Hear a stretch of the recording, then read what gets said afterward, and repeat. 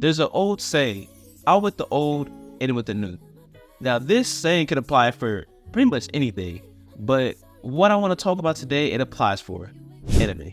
Now, obviously, as time progresses, anime tropes, different things that apply to certain anime back older times don't apply to the new gen anime now.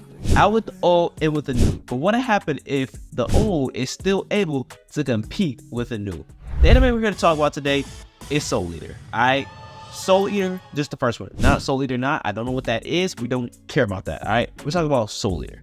Now, Soul Eater honestly is one of the best shonen I've ever watched, in my opinion, and it does not get the respect it deserves. Whenever you look up a list of the top 10 shonen, top 10 20 shonen, you probably not want to see Soul Eater on that list, sadly. It is crazy because when it came out in 2008, I think it had such an impressive fan base, it was insane.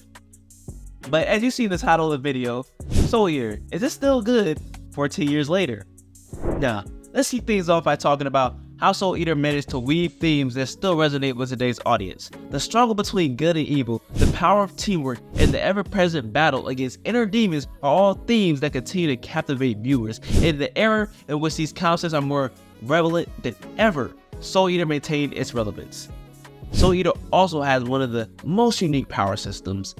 Now, it may not seem as unique now, but back in 2008, what other anime do you know that was having humans turn into weapons and having Meisters? So you have the Death Weapon Meister Academy, which was a great way to incorporate schooling into the anime, because I love anime shonen that also have schooling into it, because it's a great way to introduce so many good characters and also have such a unique power system. It's not like Ki, it's not like Chakra, Haki, it's not nothing like that. It has a great concept of weapons and a Meister being able to control them. Now, I want to talk about something that you don't see too much happening even now, is character development. Because of how short anime runs, you don't really get to see as much side characters get amazing character development. So we have characters like Maka, Soul, Black Star, who become staples in the anime community. Death the Kid, their growth and interaction are just as engaging now as they were back then. The character-driven approach is what allows Soul Eater to stand shoulder to shoulder with anime from today's generation. Now, granted, Soul Eater did have 51 episodes, so I will admit that some of the filler would have to be taken out. There were certain episodes like Excalibur, that episode, like stuff like that would have to be taken out just because it has to fit in that 12 to 24 episode. Me personally, I think Soul Eater would probably get a good 24 episode run. But other anime, like if One Piece came out today, it would not get 1,000 episodes. It will most likely be put into 24 episodes. Same Naruto, Bleach, Dragon Ball. These are animes which obviously back then at that time they came out, yes, they're gonna have them many episodes. Filler was allowed. We don't get filler like that at all nowadays. Maybe Black Clover, MHA, filler there, but filler is not common anymore. So Soul Eater would definitely have to be shortened, but I still think it'll be able to get its job done and getting the story plot portrayed. And while Soul Eater has aged well, I'm not gonna lie, we have to have pros and cons. There are aspects that might not fly in today's fast-paced anime world.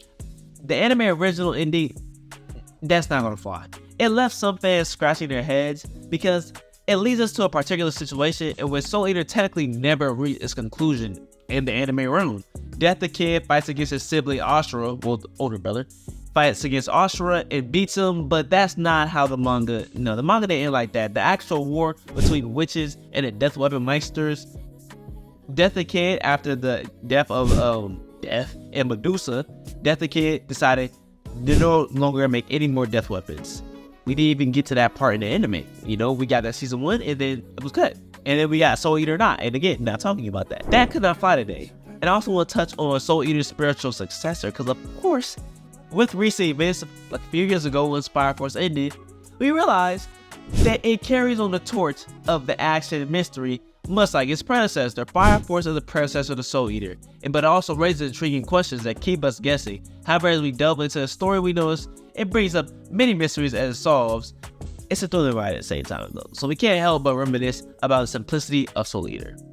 So, with all this being said, there are so many great things about Soul Eater.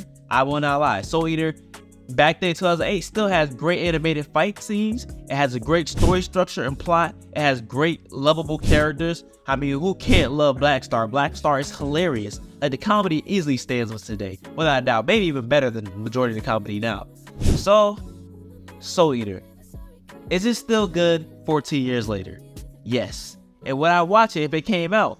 Yes. It's unique. It did a great way of portraying a school of daily life kids fighting. But Soul Eater, it had a different feel to it. Now, it was more risk, I won't lie. But yes, Soul Eater would stay in the television. Thank y'all for tuning in, man. Like always, hit that subscribe button for me. Y'all have a blessed one.